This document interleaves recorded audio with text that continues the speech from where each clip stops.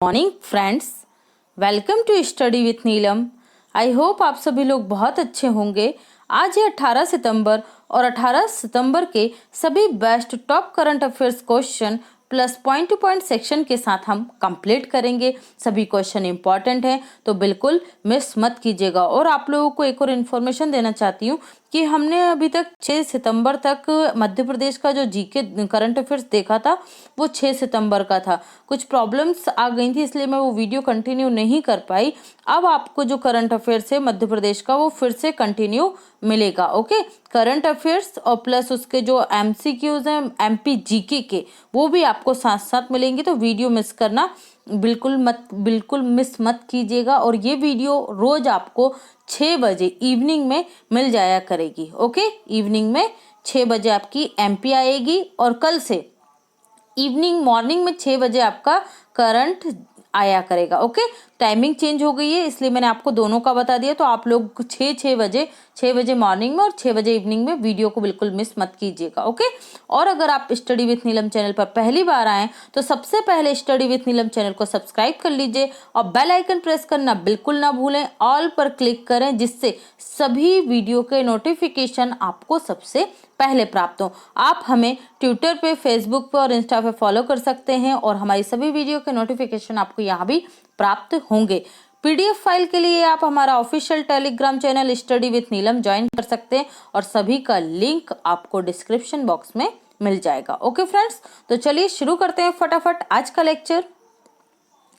भारतीय शास्त्रीय नृत्य वास्तुकला के प्रसिद्ध विद्वान का निधन हो गया, उनका नाम क्या है? तो इनका नाम है कपिला वात्स्यायन। क्या है? कपिला वात्स्यायन। जो कपिला वात्स्यायन हैं ये इंदिरा गांधी राष्ट्रीय कला केंद्र की संस्थापक निदेशक रही हैं और इन्हें संगीत कला अकादमी की फेलोशिप भी प्राप्त हुई है। साथ ही इन्हें पद्म विभूषण सम्मान से भी सम्मानित किया गया है। तो आप याद रखेंगे किसे? कपिला वात्स्यायन। ये आपसे एग्जाम में ऐसा क्वेश्चन आएगा कि कपिला वात्स्यायन का संबंध निम्न में से किस क्षेत्र से? तो वहां पर आपको ध्यान देना है शास्त्रीय नृत्य और वास्तुकला से। कोई भी एक आ सकता है या दोनों साथ भी आ सकते हैं। ओके, तो याद रखिएगा। और भारतीय संविधान के संरक्षक किसे कहा जाता था? तो केशवानंद भारती जी को कहा जाता था। इनका भी हाल ही में निधन हो गया। और रघुवंश प्रसाद ये आरजेडी के नेता थे, इनका भी हाल ही में निधन हो गया। तो ये सारे पॉइंट आप यहाँ से याद रखेंगे। हाल ही में ऑनलाइन पोकर प्लेटफॉर्म 9stacks का ब्रांड एम्बेसडर निम्न में से किसे बनाया गया है? तो देखिए ये बनाए गए हैं सुरेश रैना। कौन बनाए गए? सुरेश रैना। इन्होंने अभी हाल ही में किसके साथ संन्यास की घोषणा कर दी थी? महेंद्र सिंह धोनी के साथ इन्होंने भी संन्यास की घोषणा कर दी थी। और इन्हें बनाया गया है ऑनलाइन, ये जो जुआ होता है ना, जुआ जो खेला जाता है, पोकर गेम। आपको याद आ रहा होगा पोकर से कुछ? हम लोगों ने लास्ट वीक ही पढ़ा था कि आंध्र प्रदेश सरकार ने जो ऑनलाइन पोकर्स गेम्स हैं, ठीक है, जो जुआ खिलाते हैं ऑनलाइन जितने भी गेम्स हैं, उन्हें आंध्र प्रदेश में क्या कर दिया गया है? सभी ऐप को बैन कर दिया गया है। क्यों? क्योंकि ये युवा जनरेशन को गलत दिशा में ले जा रहे हैं, इसलिए याद रखिएगा। 9stacks को के ब्रांड एम्बेसडर कौन बन गए हैं? तो ये बन गए हैं सुरेश रैना। 9stacks जो है इसकी स्थापना कब हुई थी? 2017 में हुई थी। और इसके 3 फाउंडर हैं, 3 संस्थापक हैं। कौन कौन? सुधीर कामत हैं, प्रतीक कुमार हैं और ऋषभ माथुर हैं। तो आप इन्हें भी याद रखिएगा, क्वेश्चन कहीं से भी बन सकता है। ओके, हम लोगों ने कल ही देखा था शेन बॉर्न क्या बन गए? आईपीएल टीम राजस्थान रॉयल्स के फिर से ब्रांड एम्बेसडर बन गए। और विराट कोहली ये क्या बने थे? ग्रेट लर्निंग के ब्रांड एम्बेसडर बने थे। और सचिन तेंदुलकर ये किसके ब्रांड एम्बेसडर बने थे? तो ये आप मुझे कमेंट सेक्शन में बताएंगे कि सचिन तेंदुलकर किसके ब्रांड एम्बेसडर बने थे। कुछ क्वेश्चंस आपसे पूछे जाते हैं तो कोशिश करा कीजिए कि आप उनका आंसर दे सके। ओके, चलिए बढ़ते हैं अगले पॉइंट की तरफ। हाल ही में भारतीय कंपनी ओएनजीसी ने किस देश के तेल क्षेत्र को छोड़ दिया है? तो राइट आंसर होगा यहाँ पे आपका सूडान। भाई क्यों छोड़ दिया? ओएनजीसी तो विभिन्न देशों में तेल क्षेत्र स्थापित करने के लिए भारत सरकार के माध्यम से समझौते कर रही है। तो सूडान में छोड़ने की क्या नौबत आ गई? नौबत ये आ गई कि सूडान को ओएनजीसी ने तेल तो बेचा लेकिन सूडान ने क्या नहीं करा? उसका पेमेंट नहीं किया। और पेमेंट नहीं करने की वजह से ही ओएनजीसी ने क्या छोड़ दिया है? सूडान से अपना तेल क्षेत्र छोड़ दिया है। तो कितना पेमेंट था भाई सूडान पर? तो सूडान पर जो पेमेंट था वो था $43.06 करोड़। ओके, बहुत बड़ा अमाउंट है और सूडान इसको पे नहीं कर रहा था, इसलिए ओएनजीसी ने वहां का तेल क्षेत्र छोड़ दिया है। ओके, याद रखिएगा। यहाँ बात कर लेते हैं हम सूडान की। ये देखिए, ये है अफ्रीका महाद्वीप और अफ्रीका महाद्वीप से कौन सी रेखा गुजर रही है? ट्रॉपिक ऑफ कैप्रिकॉर्न, कर्क रेखा।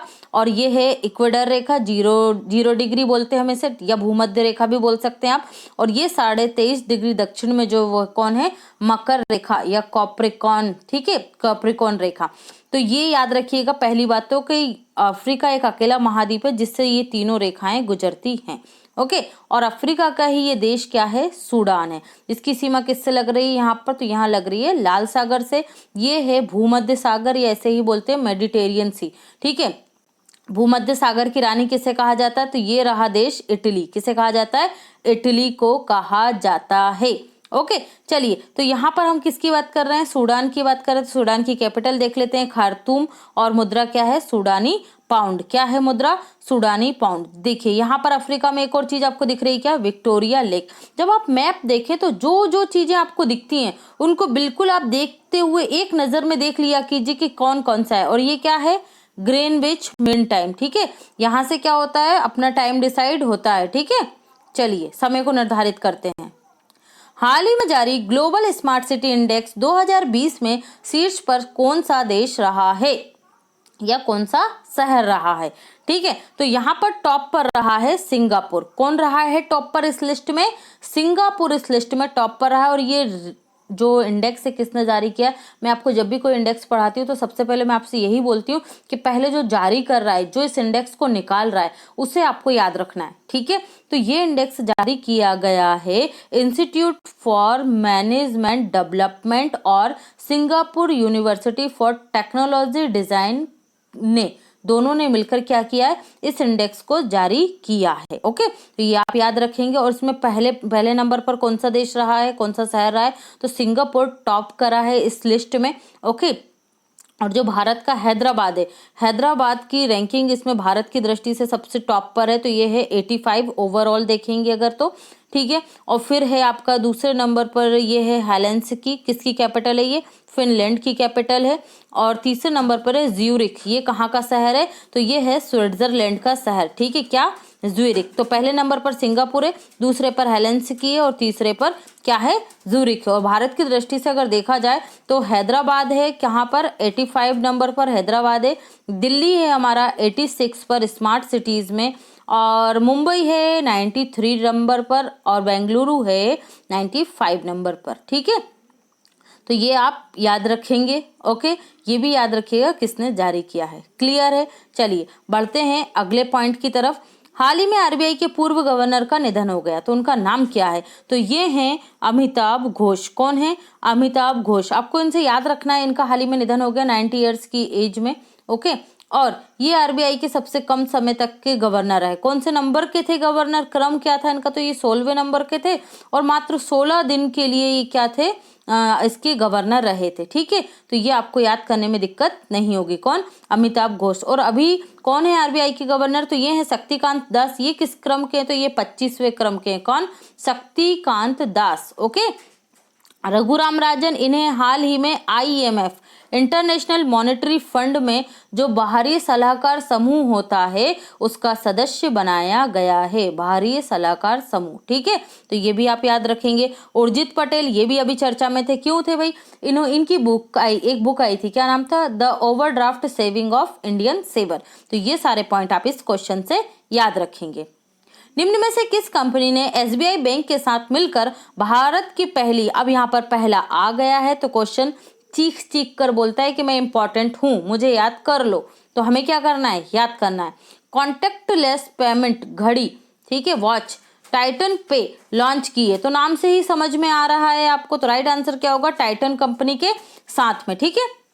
एसबीआई जो यूनो है वो इसे संचालित करेगा। ओके, देखिए एसबीआई और इसके बीच में तो ये क्या काम करेगा? टाइटन पे ये जो घड़ी रहेगी, ठीक है, इसके माध्यम से ही क्या होगा? एक वॉच होगी कॉन्टैक्टलेस वॉच। इस पर point of sale machine OPS जो होती है, POS point of sale machine पर क्या करेंगे आप, टैप करेंगे किस ऑप्शन को, वॉच वाले ऑप्शन को, और उससे आप पेमेंट कर सकेंगे। ये इसका यूज कौन कर सकेंगे, एसबीआई के ग्राहक कर सकेंगे पॉइंट ऑफ सेल मशीन पर। तो ये भी आप याद रखेंगे। ओके, तो इंडिया की फर्स्ट कॉन्टैक्टलेस पेमेंट वॉच है, इसलिए क्वेश्चन अपने आप में इंपॉर्टेंट है। तो यहाँ हम बात करेंगे किसकी, एसबीआई की। एसबीआई की स्थापना कब हुई है, 1955 में। हेडक्वार्टर कहाँ मिलेगा आपको, मुंबई में मिलेगा इसका हेडक्वार्टर। और वर्तमान में इसके जो चेयरमैन है कौन है, रजनीश कुमार। कौन है, रजनीश कुमार हैं। और ये इनका कार्यकाल 31 अक्टूबर तक है। मैंने आप लोगों को ये भी बता चुकी हूँ 31 अक्टूबर के बाद कौन बनेंगे एसबीआई के नए चेयरमैन, तो ये बनेंगे दिनेश कुमार खारा। दिनेश कुमार खारा यहाँ के नए क्या बनेंगे, चेयरमैन बनेंगे। तो ये सारे पॉइंट आप याद रखेंगे एसबीआई से। ओके, बढ़ते हैं अगले पॉइंट की तरफ। हाल ही में टोरंटो अंतर्राष्ट्रीय फिल्म महोत्सव ट्रिब्यूट अवार्ड समारोह में जेफ स्क्रॉल पुरस्कार से निम्न में से किन्हें सम्मानित किया गया है। तो ये सम्मानित की गई है कौन, मीरा नायर। नाम आपने सुना होगा, मीरा नायर। ठीक है, इनकी जो दो थी, एक सीरीज थी टेलीविजन सीरीज और एक ड्रामा था। ठीक है, टेलीविजन सीरीज थी सूटेबल बॉय, और जो ड्रामा था 2006 में आया था ये। ठीक है, क्या था ये ड्रामा, ये था आपका द नेम सेक। ठीक है, देखिए इन्होंने क्या किया है, इन पर टेलीविज़न सीरीज़ बनाई है और ड्रामा बनाया है। बाकी ये जो बुक्स हैं, ये नोवेल हैं, ये अलग अलग व्यक्तियों ने लिखे हैं। तो यहाँ पर आपके लिए इम्पॉर्टेंट हो जाता है कि आपको पता होना चाहिए कि ये लिखे किसके द्वारा गए। तो देखिए जो अ सूटेबल बॉय है ये लिखा है विक्रम सेठ ने। किसने लिखा है ये नोवेल, विक्रम सेठ ने। और द नेम सेक ये बहुत ज़्यादा पूछा जा चुका है स्टैटिक जीके की दृष्टि से अगर देखा जाए तो। और अब अगर ये करंट में आ गए तो अभी भी चांसेस हैं कि पूछा जा सकता है कि द नेम सेक नामक बुक किसने लिखी है। तो ये लिखी है झुम्पा लहड़ी ने। किसने लिखी है, झुम्पा लहड़ी ने। और ये किसने लिखी है, विक्रम सेठ ने। ठीक है, लेखक आपको पता चल गए। अब इन पर क्या बनाई गई है, जो मीरा नायर है इन्होंने अ सूटेबल बॉय पे बनाई थी एक टेलीविजन सीरीज, और 2006 में इस पर बनाया था ड्रामा। ठीक है, तो इन दोनों के लिए ही मीरा नायर को क्या मिला है, जेफ स्क्रॉल पुरस्कार। और हमने पढ़ा भी था टोरंटो फिल्म फेस्टिवल 2020 के ब्रांड एम्बेसडर किन किन को बनाया गया था, प्रियंका चोपड़ा और अनुराग कश्यप को बनाया गया था। तो यहाँ से आप इन्हें भी याद रखेंगे। कलीपुरी, इन्हें 2020 का इम्पैक्ट वुमन अवार्ड मिला है, तो ये याद रखेंगे आप, इंडिया टुडे की हैं ये। और दीपांकर घोष, इन्हें उत्कृष्ट पत्रकारिता के लिए प्रेम भाटिया पुरस्कार से सम्मानित किया गया है। डेविड एटनबर्ग, ये हम बहुत बार पढ़ चुके हैं, शांति, निशस्त्रीकरण और डेवलपमेंट के लिए दिया जाने वाला इंदिरा गांधी शांति पुरस्कार 2019 से किसे सम्मानित किया गया, तो डेविड एटनबर्ग को सम्मानित किया गया है। ओके, क्लियर है। बढ़ते हैं अगले पॉइंट की तरफ। किस देश के द्वारा भारतीय डॉक्टर द्वारकानाथ कोटनिस की प्रतिमा स्थापित की जाएगी, तो ये याद रखिएगा कौन करेगा, चाइना करेगा। ये थे भारतीय डॉक्टर, इन्हें भारतीय राष्ट्रीय कांग्रेस द्वारा कहाँ भेजा गया था, चीन भेजा गया था। ये डॉक्टर थे, वहां पर चीनी सैनिकों की क्या करने के लिए, मतलब जो भी देखभाल करने के लिए, किसे, डॉक्टर कोटनिस को। और इनके योगदान की वजह से ही चीन क्या करेगा, डॉक्टर कोटनिस की क्या करेगा, स्थापित करेगा प्रतिमा। ओके, तो ये आप याद रखिएगा। नेक्स्ट देख लेते हैं। समाचारों में चर्चा में रहा वैज्ञानिकों को शुक्र ग्रह पर एलियन जीवन होने के संकेत किस गैस की वजह से मिले हैं, तो ये जो संकेत मिले हैं ये मिले हैं आपके शुक्र ग्रह पर। किसके वजह से, फॉस्फीन नामक गैस। देखिए जो फॉस्फीन नामक गैस से जो पृथ्वी पर पाए जाने वाले जीव होते हैं वो क्या करते हैं, बिना ऑक्सीजन के भी जीवित रहते हैं। तो उनमें कौन सी गैस पाई जाती है, फॉस्फीन गैस पाई जाती है। वो ऑक्सीजन का यूज नहीं करते। तो उसी तरीके से ये अनुमान लगाया गया नासा के वैज्ञानिकों के द्वारा कि जो शुक्र ग्रह है उस पर क्या मिली है, कौन सी गैस मिली है, तो वहां मिली है आपकी फॉस्फीन गैस। तो ये अंदाजा लगाया जा रहा है कि वहां पर क्या है, एलियंस का अस्तित्व हो सकता है। ठीक है, और कार्बनिक पदार्थों के टूटने से भी फॉस्फीन गैस का निर्माण होता है। ठीक है, जो हमारा सौर मंडल इसके केंद्र में कौन है, सूर्य है। ठीक है, सूर्य से सबसे नजदीकी ग्रह कौन सा है आपका, तो बुध है। कौन सा है, बुध है। और बुध के बाद सबसे नजदीकी ग्रह कौन सा है, शुक्र है। दूसरे नंबर पर कौन सा है, शुक्र है। ठीक है, और फिर तीसरे नंबर पर क्या आता है, पृथ्वी। तो आप यहाँ से देख सकते हैं कि पृथ्वी के नजदीक का ग्रह कौन सा होगा, शुक्र होगा। ठीक है, तो ये भी पूछा जाता है, इसे भी आप याद रखेंगे। बढ़ते हैं अगले क्वेश्चन की तरफ। हाल ही में जारी ह्यूमन कैपिटल इंडेक्स 2020 में शीर्ष पर कौन सा देश रहा है? तो यहाँ आपका राइट आंसर होगा न्यूजीलैंड। शीर्ष पर कौन सा देश रहा है? न्यूजीलैंड। सेकंड पर रहा है आपका ऑस्ट्रिया, थर्ड पर रहा है वियतनाम। और भारत की रैंक क्या रही है? तो भारत की रैंक ह्यूमन कैपिटल इंडेक्स में रही है 116। कितने देशों में? तो ये हैं 174 कंट्रीज में से भारत की रैंक रही है 116। ह्यूमन कैपिटल इंडेक्स के जो आंकड़े हैं ये मार्च 2020 के इसमें उपयोग किए गए हैं, ठीक है, याद रखिएगा। और किन 2 सेक्टर के? तो ये शामिल किया गया इसमें शिक्षा और स्वास्थ्य, ठीक है। शिक्षा और स्वास्थ्य का बच्चों को कितना स्तर प्राप्त हुआ है, क्या उनकी स्थिति रही? क्योंकि देखिए ह्यूमन कैपिटल आप समझ रहे हैं, मानव पूंजी, और मानव पूंजी क्या होगी? जो बच्चे हैं जिन्हें अच्छी शिक्षा मिलेगी, जो अच्छा एजुकेटेड होगा वही तो अच्छी कैपिटल बन पाएगा, जो स्वस्थ होगा वही अच्छी कैपिटल बन पाएगा। ओके, तो मार्च 2020 के आंकड़ों को इसमें एकत्रित किया गया है और उसके आधार पर ये लिस्ट बनाई गई। तो भारत की रैंक क्या है? आपको भारत की रैंक याद रखना है 116। कितनी कंट्रीज में से? 174 कंट्रीज में से 174 में। टॉप याद रखिएगा न्यूजीलैंड, ऑस्ट्रिया और वियतनाम, टॉप 3 कंट्रीज ये हैं। ओके, 2019 की अगर बात करें तो भारत की रैंक क्या थी 2019 में? 2019 में थी भारत की रैंक 157 कंट्रीज में 115। क्या थी? 115। कौन जारी करता है? तो ये जारी करता है वर्ल्ड बैंक। कौन जारी करता है लिस्ट को? मैंने अभी बताया था आपको, रैंक जो आती है, इंडेक्स जो आता है, उसमें आपको ध्यान रखना है कौन जारी करता है। कौन जारी करता है? वर्ल्ड बैंक, ठीक है, वर्ल्ड बैंक द्वारा इसे जारी किया जाता है। और ये रुपये कोविड-19 का जो प्रभाव रहा उसे भी व्यक्त करती है, ठीक है। कौन है वर्ल्ड बैंक के अध्यक्ष? David Malpass. कौन है? डेविड मलपास हैं। नेक्स्ट देखिए यहाँ पर ये इसका डाटा दिया गया है, ठीक है, जो भारत से ज्यादा रैंक वाले हैं। न्यूजीलैंड है यहाँ पर, ओके, ऑस्ट्रिया है, वियतनाम है, चीन है, चीन 4th रैंक पर है, ब्रुनेई है, मलेशिया है, मंगोलिया है, थाईलैंड है, इंडोनेशिया है। चलिए देख लेते हैं हम। हाल ही में विश्व रोगी दिवस, वर्ल्ड पेशेंट सेफ्टी डे कब मनाया गया है? तो ये मनाया जाता है प्रतिवर्ष कब? 17 सितंबर को। कब मनाया गया? 17 सितंबर को। थीम क्या थी? थीम थी health worker safety a priority for patient safety, ठीक है। तो ये आप इसकी थीम याद रखेंगे। अब हम एक बार देख लेते हैं फटाफट से डे।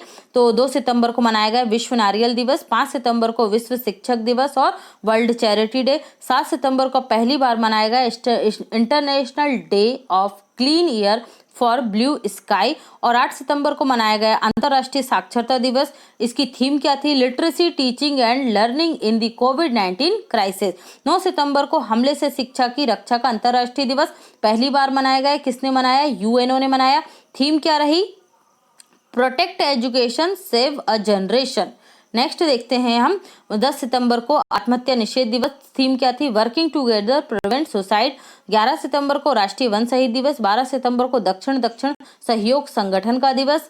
14 सितंबर नेशनल राष्ट्रीय हिंदी दिवस। 15 सितंबर को अंतर्राष्ट्रीय लोकतांत्रिक दिवस। 15 सितंबर को ही राष्ट्रीय engineers day, sir Mokshagundam Visvesvaraya के जन्म दिवस पर। इन्हें क्या कहा जाता है? Father of modern Mysore. Bharat Ratna कब मिला था इन्हें? 1955 में। और फिर हमने 16 सितंबर को क्या मनाया? 16 सितंबर को विश्व ओजोन परत संरक्षण दिवस, ओजोन फॉर लाइफ इसकी क्या थी? थीम थी। और 17 को क्या मनाया हमने? तो 17 इसको मनाया हमने पेशेंट सेफ्टी डे। ओके, तो ये सारे इंपॉर्टेंट डे हैं, आप इन्हें याद रखेंगे। नेक्स्ट देख लेते हैं, हाल ही में अरुण जेटली के नाम पर एक मल्टीपर्पस स्पोर्ट्स कॉम्प्लेक्स किस केंद्र शासित प्रदेश में बनाया जाएगा? तो यहाँ पर हमारा राइट आंसर होगा जम्मू कश्मीर। कहाँ मनाया जाएगा? जम्मू कश्मीर में। तो जो हमारे डोनर मंत्री हैं, डोनर मंत्री मतलब क्या होता है? Development of north east region minister. कौन है? जितेंद्र सिंह, ठीक है, नाम याद रखिएगा, बहुत रहते हैं चर्चा में। जितेंद्र सिंह ने यह घोषणा की है और इसका क्या है? ऑनलाइन इसका शिलान्यास भी इन्होंने ही किया है। किसने? जितेंद्र सिंह ने। तो ये कहाँ बनेगा? भारत पाकिस्तान बॉर्डर के पास में एक गांव है। कौन सा गांव? हीरानगर गांव, ठीक है। हीरानगर गांव में क्या बनाया जाएगा? Multipurpose sports complex. किसके नाम पर बनेगा? Arun Jaitley multipurpose sports complex बनेगा। ओके, तो ये आप याद रखेंगे, कहाँ बनेगा? जम्मू कश्मीर में। और ये कौन है? ये जम्मू कश्मीर के उपराज्यपाल हैं। कौन? मनोज सिन्हा। और इनके अभी प्रधान सचिव कौन बने थे? नीतेश्वर कुमार बने थे। ठीक है, बढ़ते हैं अगले पॉइंट की तरफ। हाल ही में केंद्र सरकार ने बिहार के किस शहर में 1264 करोड़ रुपए की लागत से नए एम्स स्थापित करने की मंजूरी दे दी है? तो राइट आंसर होगा यहाँ पर आपका दरभंगा। कहाँ बनेगा? दरभंगा में बनेगा। और इससे पहले कहाँ पर है? तो पटना में एक क्या है आपका एम्स ऑलरेडी है। तो अब बिहार में 2 एम्स हो जाएंगे, पहला पटना में बना और दूसरा बनेगा दरभंगा में। इसे बनने में लगभग 4 साल लगेंगे और लागत कितनी आएगी? 1264 करोड़ रुपए। ठीक है, तो ये आप याद रखेंगे। कल भी हमने देखा था जो बिहार में अमृत योजना है उसके तहत पीने के पानी की व्यवस्था, सीवरेज सिस्टम और रिवर फ्रंट पर डेवलपमेंट किया जाएगा। कहां पर? बिहार में। इन सभी योजना का उद्घाटन प्रधानमंत्री नरेंद्र मोदी द्वारा किया गया था। ओके, और ये इसका एम्स का फुल फॉर्म क्या होता है? All India institute of medical science. All India institute of medical science. ठीक है, तो बिहार की बात कर लेते हैं। राजधानी क्या है? पटना है। राज्यपाल है फागू चौहान। मुख्यमंत्री है नीतीश कुमार। और यहाँ के जो पेंटिंग है, मधुबनी पेंटिंग कहाँ की प्रसिद्ध है? तो ये बिहार की प्रसिद्ध है। जयप्रकाश नारायण एयरपोर्ट पटना में मिलेगा आपको। डॉल्फिन शोध केंद्र कहाँ है? पटना में। ठीक है, बिहार का शोक किसे कहा जाता है? कोसी नदी को कहा जाता है। और यहाँ के पटना हाईकोर्ट के चीफ जस्टिस कौन बने हैं हाल ही में? संजय करोल। कौन बने? संजय करोल। और ये रहा आपका पटना। ओके, संजीवनी कोविड-19 ऐप ये बिहार सरकार के द्वारा इसको फैलाव को रोकने के लिए बनाया गया था। बिजली गिरने की चेतावनी के लिए इंद्र वज्र ऐप बनाया गया था बिहार सरकार के द्वारा। खगड़िया जिले के तेलिहार गांव में गरीब कल्याण रोजगार अभियान प्रधानमंत्री मोदी द्वारा इसका उद्घाटन किया गया था। बिहार के भागलपुर में राज्य का पहला कछुआ पुनर्वास केंद्र प्रारंभ होगा। और विक्रमशिला डॉल्फिन अभ्यारण्य आपको कहाँ मिलेगा? तो ये भी मिलेगा आपको बिहार में। ओके, तो ये सारे पॉइंट आप बिहार से याद रखेंगे। हाल ही में organisation of economic cooperation and development द्वारा भारत के वित्तीय वर्ष 2021 के लिए भारत की जीडीपी कितने रहने का अनुमान व्यक्त किया है? तो यहाँ पर आपका राइट आंसर होगा -10.2%। कितनी रहने का अनुमान किया है इसने व्यक्त? -10.2%। जो OECD है इसका हेडक्वार्टर आपको मिलेगा पेरिस, फ्रांस में। कहाँ मिलेगा? पेरिस, फ्रांस में। तो इसे आप याद रखेंगे। और इसने क्या बताई अनुमान? 10.2%। और जो हमारा नेशनल स्टैटिस्टिक्स ऑफिस है उसने तिमाही जो होती है हमारी अप्रैल, जून और मई के लिए, अप्रैल, मई और जून की जो तिमाही है उसके लिए कितनी बताई है? 23.9% बताई है। मूडीज ने कितनी बताई थी? हमारी जो जीडीपी की रेट है मूडीज द्वारा बताई गई थी -11.5%। क्या बताई थी मूडीज ने? -11.5%। और अदर को अगर हम देखें तो एडीबी ने -9%, क्रिसिल ने -9%, स्टैंडर्ड एंड पुअर्स ने -9%, गोल्डमैन सैच ने -14.8%, फिच रेटिंग ने -10.5%, एसबीआई ने -10.9%, इंडिया रेटिंग ने -11.8% और एनएसओ ने कितनी बताई थी? -23.9%। यहाँ 9 मिस है तो आप लोग इसे समझ लीजिएगा। अब हम देखते हैं point two point section. ICICI bank द्वारा आई स्टार्टअप 2.0 स्कीम छोटे उद्यमियों के लिए लॉन्च की गई, जो छोटे उद्योगपति हैं उनके लिए। ठीक है, तो ये आप याद रखेंगे। स्टेट बैंक ऑफ इंडिया ने सिग्नेचर वीजा डेबिट कार्ड को हाल ही में लॉन्च किया है। Bank of Baroda Indian bank association की ईज ऑफ इंडेक्स 2.0 इंडेक्स 2020 में क्या रहा है? टॉप पर रहा है पूरे देश में, बैंक ऑफ बड़ौदा। और बड़ौदा में ही क्या है? देश की पहले रेलवे यूनिवर्सिटी स्थापित की गई है। एसबीआई ने ब्रांडेड ह्यूमन कैपिटल इंडेक्स 2020 जीता है। किसने जीता है? एसबीआई ने जीता है। एसबीआई के एमडी कौन है? तो ये है अश्विनी भाटिया। उर्जित पटेल की बुक का नाम क्या था? Overdraft saving the Indian saver. National institute of public finance of policy के चेयरमैन कौन है? तो ये कौन है इसके चेयरमैन? तो ये है उर्जित पटेल। कौन है? उर्जित पटेल है, इन्हीं को बनाया गया है। तो ये याद रखेंगे। रघुराम राजन को ये हम पढ़ चुके। आईएमएफ में क्या करा गया? बाहरी समूह के सदस्य में इन्हें शामिल किया गया है। राज्यसभा में अरुण जेटली के नाम पर कर्मचारी कल्याण योजना प्रारंभ की गई है। फरीदाबाद में Arun Jaitley national institute of finance and management नाम कर दिया गया है। फिरोज शाह कोटला स्टेडियम का नाम बदलकर अरुण जेटली स्टेडियम कर दिया गया। और यहाँ पर एक पवेलियन भी बनाया गया। किसके नाम पर? विराट कोहली के नाम पर।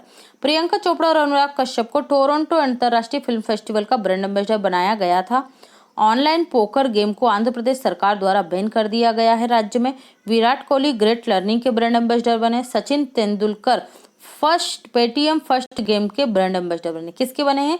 पेटीएम फर्स्ट गेम के ब्रांड एम्बेसडर बने Sachin Tendulkar. Shane born Rajasthan IPL team के ब्रांड एम्बेसडर बने हैं दूसरी बार। ओके, तो ये है हमारा आज का पॉइंट टू पॉइंट सेक्शन। आज का क्वेश्चन है आपका, निम्न में से किसे एडीबी के कार्यकारी निदेशक एग्जीक्यूटिव डायरेक्टर के रूप में नियुक्त किया गया? ये रहे आपके ऑप्शन। आई होप आप सभी लोग आंसर देंगे।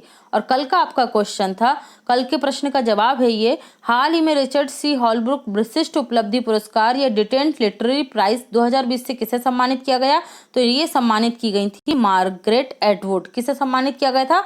मार्गरेट एटवुड को। ओके फ्रेंड्स, अगर वीडियो पसंद आए, कंटेंट पसंद आए, मेहनत पसंद आए आप लोगों को, तो वीडियो को लाइक करने में कोई कंजूसी मत कीजिएगा। वीडियो को लाइक कीजिए और ज़्यादा से ज़्यादा शेयर कीजिए।